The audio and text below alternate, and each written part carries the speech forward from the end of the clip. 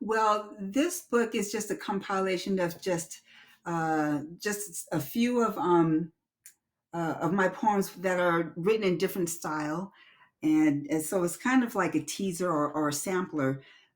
um, I'm so happy I got this book out there. It's not huge. It's small, but I feel is quite powerful. It's actually like when I read through it, it's a part of me. It's like me um, standing up and expressing myself to the world. And what I like about this book is I'll share a poem and then I'll have author's notes after it, kind of like um, not it's kind of explaining the poem, but it's kind of like pointing you in the direction of where I was going with the poem. I write with my heart, and so this is just like it says, is simply and poetically said. It's just a part of me that I want to share with the world, and it's the first of many that I will be sharing. Yeah, love that. And that's how we keep going. So now we've got that down. Let's talk about the subject. When we first spoke about this, my mind was absolutely blown. Let me see if I can get it out. Boof. There it is, right? I love this new thing that I got. The family history. So I'm not even gonna kind of steer you towards where to start because I just love the story. Please share the story of how you learned, why you started researching this, because I think in essence it's so important for us, like they say, to know where you're from, so where you can Yeah. go and everything like that. So take it away and share the story about how you started this journey. Well, it's is really near and dear to me in these latest years of my life. When I grew up being a Navy brat, the question in my mind was always, who am I? Where did I come from? We didn't live around family members. We just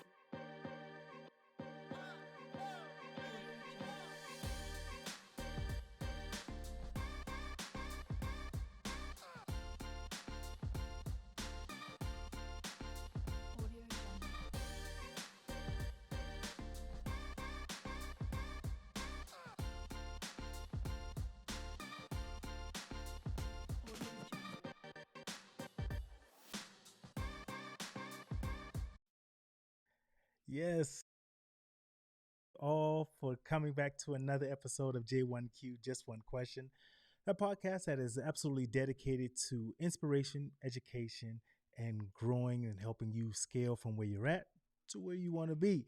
Today's guest, I'm extremely excited to have on Karen L. Evans. But I'm going to tell you why. Because when we met prior to this, we were talking about some subject matter in which we're going to be talking about. And today, you're going to be learning a little bit about how the book processing, she started to write. So if you've ever wanted to write a book, this episode is absolutely for you, even down to genealogy and family history. Some great, interesting facts that we're going to be talking about of how she learned about her family genealogy and everything. So, absolutely listen to this episode because you're going to enjoy that. But without any further ado, ladies and gentlemen, let's put our hands together for our guest coming on, Karen Evans. Hello. How are you? Hi, thank you for having me. Absolutely. I got to tell all the listeners, though, this because I love that nervous energy and I can sense it. We talked about that a little bit. This is almost pretty much your first podcast, not that, but just not first, but just with us in this kind of atmosphere. And I appreciate that because that raw energy, I feed off of it. You know, I remember those times when I first kind of started down a journey and I was nervous about things, but I appreciate you for being here. Thank Anyway, you. thank you so much. I'm going to ask you in just a second, though, to tell the listeners a little bit about who you are, because Okay. everyone can read a screen, they can read a bio, they can, see all that stuff. But sometimes it's just it resonates a little bit more when we hear it coming from the person speaking. So just take a few moments and tell the listeners a little bit about who you are. Well, my name is Karen Evans, and I live here in Santa Fe, New Mexico. I am the youngest of four. I'm a military brat. I have a twin sister, and she lives in California. My heart is in San Diego because I grew up in San Diego. I have enjoyed writing since I can't remember when. Since I remember my first writing assignment was when I was in the third grade in Washington, D.C. It was our class was chosen to do a writing project for the library, and my book was, it was uh, a red paper book displayed in the library. I am a legal, well, I started out as a legal assistant in the legal field. I am now a paralegal here in Santa Fe, New Mexico. And I love going to church, and I love fellowshipping with my friends. And I have three children, and they are grown and on their own. I think I did a pretty good job with them. That's about it I can say about my. That's all I can think about right now. Yeah, I love it. I love it, and More. I absolutely love that. I wanted, we're gonna dive into all of those, especially the book writing process, because I'm interested in learning a little bit about that. Because my aunt used to always tell me I need to write a book about my story and my life, and no process, no idea of where to start. And then it kind of dawned on me that my podcast, in essence, is a little bit of my life Yes. story that I share, and that's a little bit of my book process. So I'm gonna dive into that a little bit, but I want to ask you first about this. So with your kids, did any of them get your book writing bug kind of gene in a sense? Because I know sometimes we try to live a little or want to live vicariously through our kids a little bit. Did any of them get that book writing gene? Yes, my oldest son, he doesn't have a book writing gene in him, but he is a good writer. Okay. I've always enjoyed reading his. He'll write notes to me, or like on a card, essays that he did for school. Very well written. He Mm. So yeah, he's the one that took on my writing gene. My daughter took on the reading. She will read until 4 in the morning. Just to, yeah, yeah. It was just, when she would read a book like and my youngest son would read books from like 700 pages, and when I would show them a book I'm reading, which like maybe 100, they would laugh at me. So, but Yeah, it's kind of funny because my youngest, my 9-year old, he loves reading, and I hate reading. I cannot read for the life of me. My eyes water up. I don't know what it is, right? But we'll be in a vehicle, and he'll be reading. I'm like, does he not get car sick? Like, but hey, go ahead, kid, read all you want. And yeah. my aunt is that's what one who told me to write a book. She's the one who loves it, write and everything. And I would send things to her, and so when your kids give you something, they write something. Do you though take that mindset of like, ooh, this could be a little bit different? Should I tell them that, or do you just say, nope, I'm not going to be the mom or the editor kind of a thing, or do you just leave it alone a little bit and let them just write? Sad to say, I haven't done that recently because they're not here, but no, it's sad to say, when I would read their writings in school and stuff, I was that mom is like, no, write again, no, start over, and and edit, edit, edit, edit. So I'm surprised I didn't ruin them, Yeah, but yeah, I'm not proud of that, but I can yeah, laugh at it now, but no, I yeah. edit, edit, edit. I can picture that too. That's how my aunt was with me. So I love that. So let's keep on the book writing process. And then a little bit later, we're going to jump into the genealogy and the family history and stuff. But so now we've got some listeners out there who are probably saying to themselves, maybe similar like me, you know what? I would love to write a book. I don't know what to write about. I don't know the first step. Can you share with some listeners maybe that process of how you started? Maybe was it just a day that you were sitting down and you said, I'm gonna write a book? Or did you learn? Did you take classes? Or was it natural? Share with some listeners about how that started for you. Well, my writing is pretty natural. And I started out writing poetry. So the what I would say is like I'm trying to stay focused on your question because I'm going in different directions. Um, well, what I okay. I haven't written a storybook yet or a novel, or that's my goal. But what I do, okay, Lion, are you there? Can I ask you a question? Absolutely, go for it. Can you ask me that question one more time? Yes, I love this. This is the authentic part about it. I love it. So simply, what is your process when you first kind of just started? Were you like, you know what? Now that I know you write it naturally, let me reframe it a little bit more. Mhm. So since you're a natural writer, where do you think that um, imagery or the motivation comes from then? Do you pick things from like real life events and write about that, or is it a little bit more in a fictional thing that you're trying to gear towards?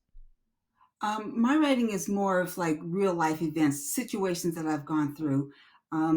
For instance, one of my favorite poems is called "To Compromise," and that the way I write is at that "To Compromise" came from a very heated and bad argument that I had with my ex husband after I was feeling very hurt and very lost, and I just had to write. And a lot of times, my writing has come from being, it's therapeutic for me.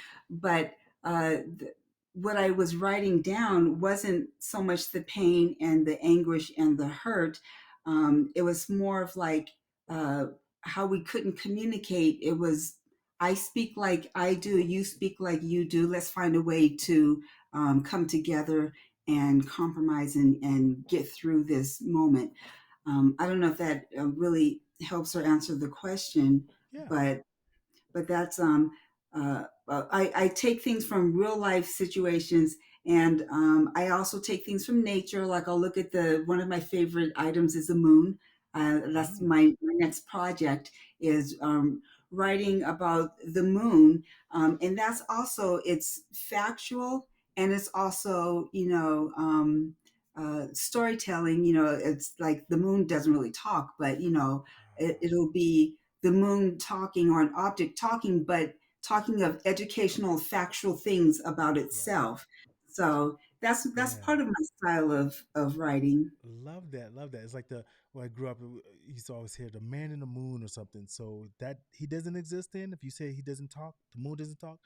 The man in the moon is not real.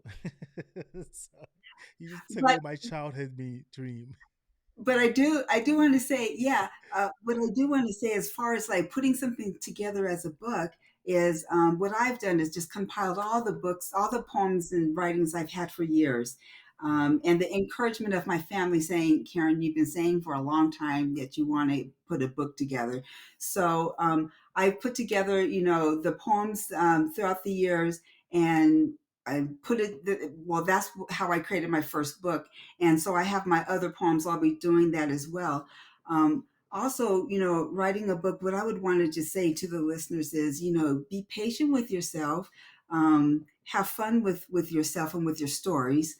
Um, and the one thing is a good writer is a good learner. So find and listen to successful writers, and there's a lot out there. But that would be my advice: is just do it, just put it together, just put it on paper, do the first draft, and that that's a good start.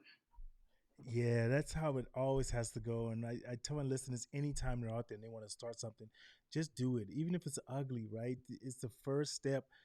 Then you review what happened and you learn from it. Oh, I got distracted if I stayed for 2 hours. So maybe now I need to just write short for an hour, for example, right? And it doesn't Yeah. have to be perfect.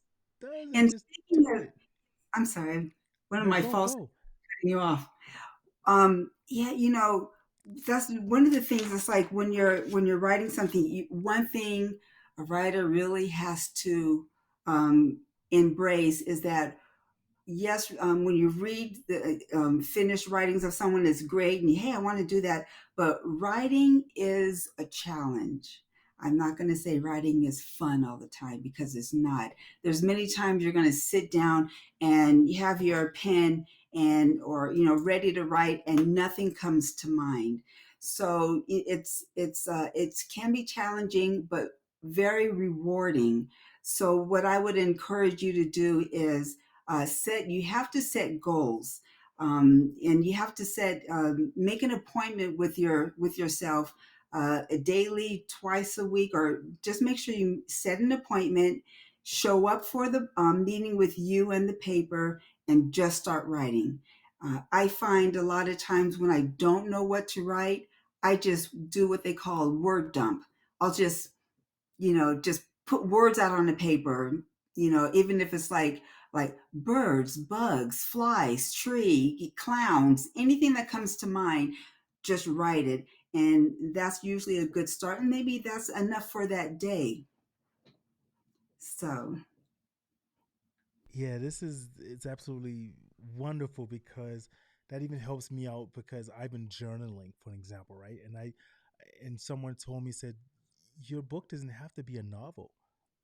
it does it doesn't you can just write it as short as you want. It's yours. You don't have to yes, conform to what society says the book has to be or should be, for example, right? yes, It could yes. just be a book of haikus or poetry. I love that. And so I wanted you to just really quick, just kind of, if you don't mind, Mm. share with your listeners about this book, the title, the name, and just what it meant for you. And I'm gonna put it up on screen. And for all of the listeners, make sure you check out the video at our YouTube page at Black Negus, BLKNEGUS.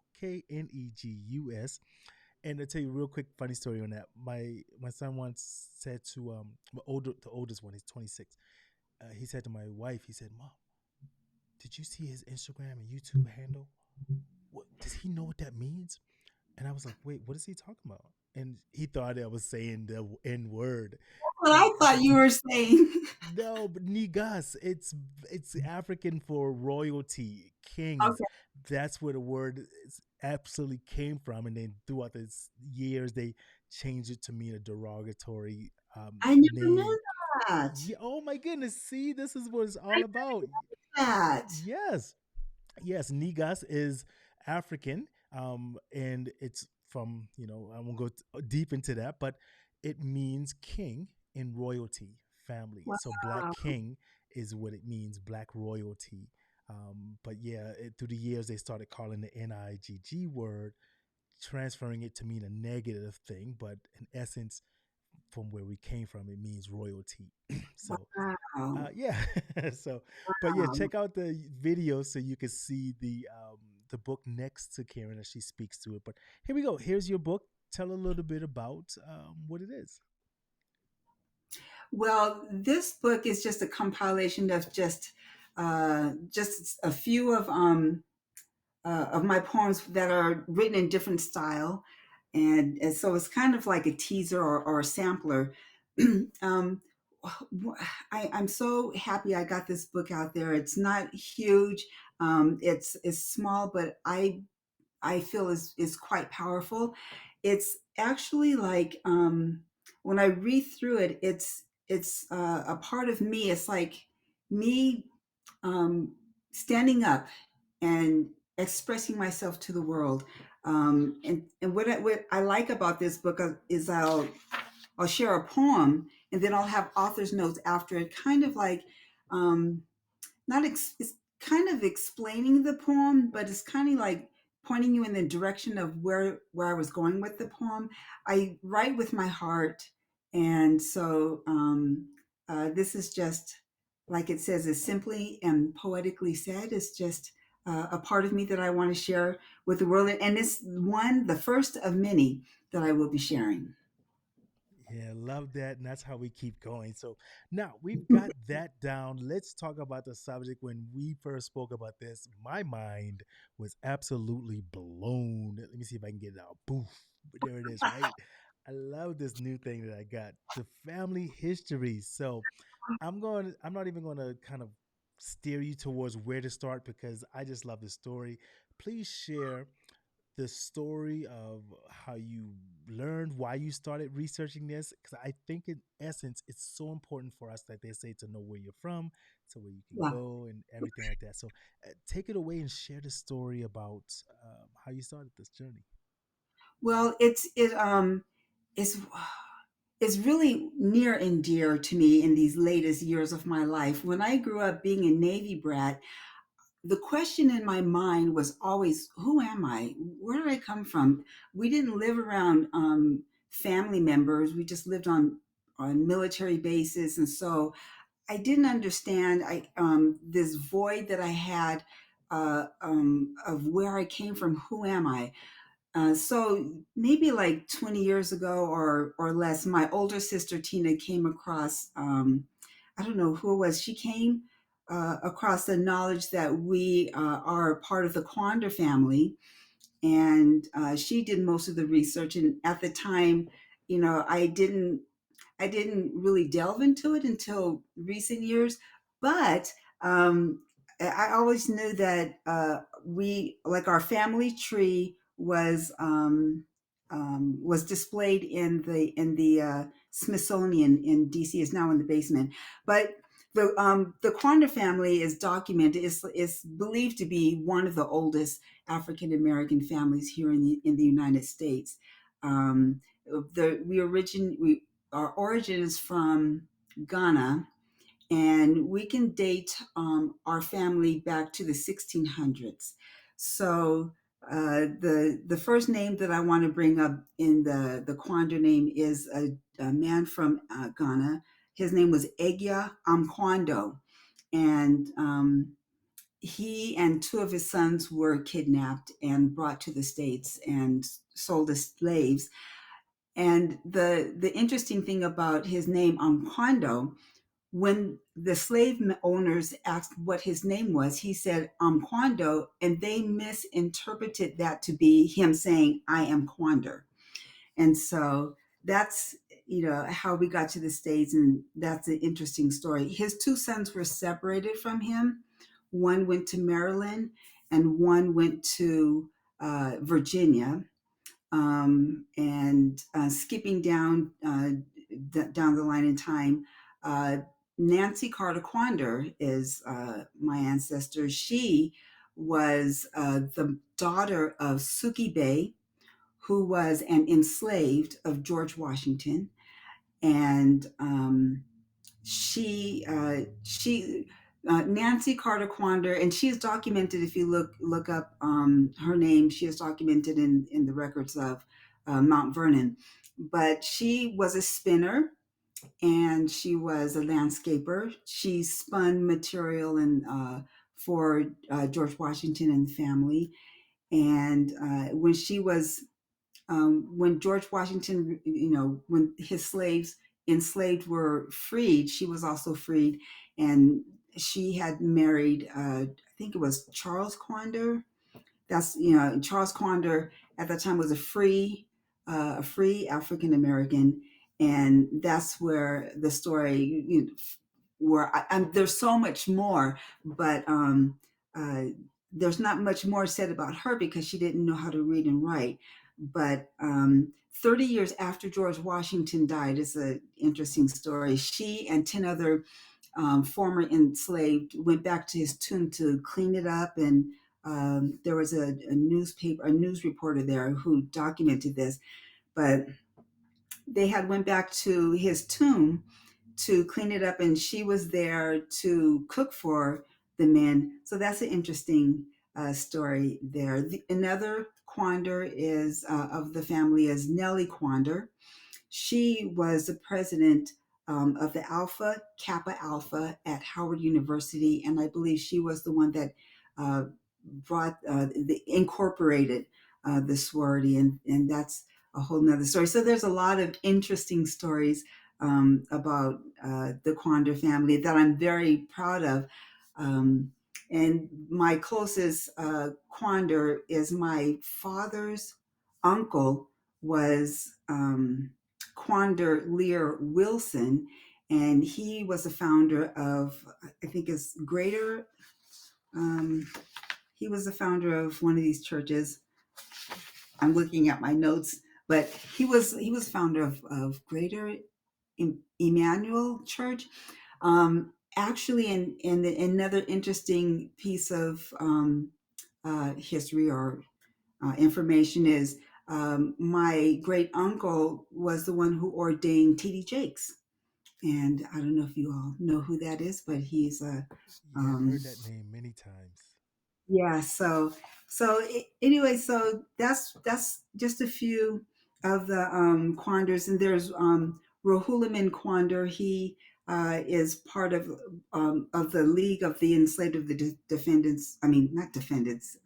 That my legal thing came out, but I'm a member of the League of the Descendants of the Enslaved at Mount Vernon. Rohulaman Quander has authored many books on the Quander family, and he is also one of the a judge in DC. I know I'm saying it wrong, so I hope that he doesn't hear this. But anyway, that's what I some of the information that I have on our family history. Yeah, man, this is like one of those things where I think everyone, no matter where you are, culture, whatever, it's just a thing to learn and love. To say, I want to learn a little bit more about who I am, where I came Yeah. from, right? To just be able to see that. Like you found out some information's in the Smithsonian, in the basement, or wherever. And we talked earlier. I told you about my aunt writing a book, and I about our family history and genealogy, and I learned that my lineage is from France and Ireland. And I'm like, what? There's no way. And now it's like, I want to go to Ireland and just see it and all of this because, and so now I'm learning that trace. And as you're speaking, my mind, and for the viewers or for the listeners, you definitely have to look for this new thing I have. My mind is doing this currently. And you can't see the screen, listeners, but I'm literally like the hypotenuse in there. So, That was my brain. see, I but like that. yes, and but it's one of those, also one of those important things because then when we start learning that, we can just sit down with maybe family members and friends and share it. And for example, when I talk with my son about that, 9 years old, I could see his eyes and his mind open up, and he's like, "What? Oh, Dad, that really weird from here." And I'm like, "Yes," just to tell a history about it.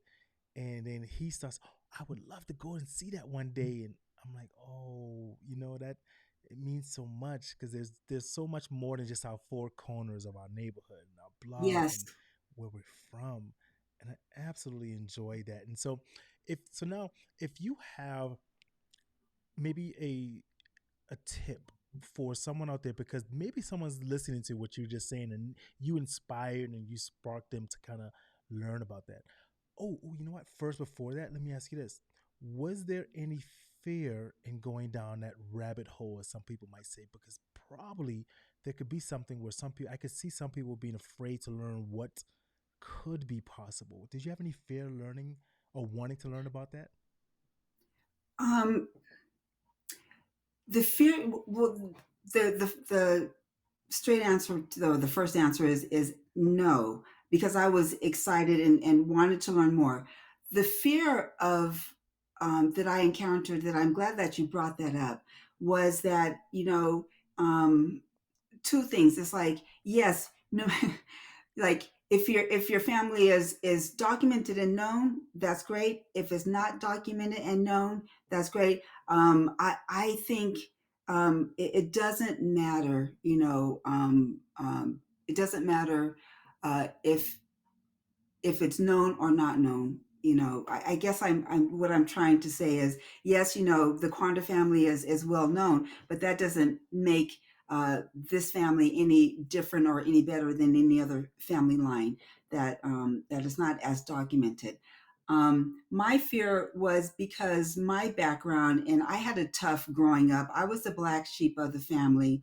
I felt that, okay, the story's going to be told, but when it comes to my name, it's going to be, oh, and Karen, she kind of like didn't do well, or wasn't good enough. That completely is a lie, and I don't want anyone out there to feel that their story isn't worth telling. But I'm just only speaking from my point of view and how I felt. I always felt like, well, gee, my story isn't worth telling, and I'm here to tell you that it is. is worth telling. The No matter what, whatever small thing that you feel you've done that you think it's small, it's not small. It's huge. And as long as you open your mouth and open your voice and share your story, it's worth telling. It's worth hearing, and I feel strongly about that. Tell your story, share your story, and put your fingerprint on history in this world today. Yeah, it's. I learned not recently, but fairly recently, the word imposter syndrome. Never heard it, never knew anything about it, and there was a moment where people would say, "I don't feel like someone would read what I wrote," or and I'm like, "What?" Like when I started the podcast, I was thinking, no one wants to hear me and tell this story. There are people out there who want it. There are people out there who need it. I don't Yeah. care if you present it to a million people and only one person it helps, right? That's worth it. So, like you said, pick up the pencil, the pen, the typewriter, the laptop, whatever you need, and just start the process. Reach out for help, reach out for people in your community, go to your church, go to whomever. There might be someone in there who has done what you're about to start on a journey with, right? You've got a Mhm. community of people who want to help, who can help. You're not alone, and keep pushing. So I want to get ready to wrap things up, but I want to just maybe ask you one final tidbit, if you can, for anyone who there who's listening. What would be one last kind of an inspirational word that you would like to share to someone out there who's listening, who's in a whatever spot, whatever feeling they are in their world, that you think they could use a little word and uplifting from you? I would say, for one, if you're as a writer, um, let your audience be you. If you don't know who to write to or who to speak to, um, be your biggest fan. Fall in love with yourself. uh, a lot of times, when we are coming from a dark place or depression, or especially what the world has gone through, um, just be positive with yourself. Take everything one step at a time. Have a goal, and know that it takes time to get to where you're going. Um, and just love yourself. That's what I. That's the only thing I can think of right now is fall in love with yourself. I mean Yeah, that, and not in a selfish way, but you know what I mean. Is yeah. it's be proud of what you do, and um, that's all I can think of. I No, hope that that was. that's it. That's it, right? Just those words. Someone out there, somewhere in this world, will hear that and say, you know what, fall in love with yourself, and maybe they're in a spot where it, wow, so that reaches out. And your book can be found. I think you said, and I don't want to say. Can you tell people where your book can be found? So if they're interested, make sure you go and support and pick up a copy, even if it's not for yourself. Give it as a Christmas gift or a paperweight. Put it underneath the Yes. table to weigh it down. I don't care, but just pick it up. You can find this book and order it from Amazon.com. If you just put in the search, from me to you, simply and poetically said. Love And it. yeah, and I hope you enjoy it. And there's going to be more. And just like what I really love what you said. Even if just one person, gets it, um, and it inspires them, then that means a lot to me. It's near and dear to my heart that my life can be an inspiration for someone else's life. There's so much I would like to share with you, and so about my world. And if you knew me from years ago, you'd be really, really surprised that I'm here. You would know that I am a miracle, just being able to share my life and be in my right mind. So, in advance, I thank you all. Yeah, Thank you so much. Stick with me for 1 second. I'm gonna get ready to wrap the show up and get these bills paid. And I'm gonna come back because I want to finish up on some things. So thank you very Okay. much for coming aboard. Ladies and gentlemen, Thank thank you all for coming to another episode of J1Q. Just one question. That podcast again is bringing inspiration, education, and just the all around truth. And I want to just continue to press upon you to keep pushing for whatever you want in life. Scale from where you're at to where you want to go. Let nothing stop you. I don't care what it is. The streets aren't made for everyone. That's why they made sidewalks. But no matter what happens, keep walking forward. And as I always say to you, make sure you keep living while you are alive.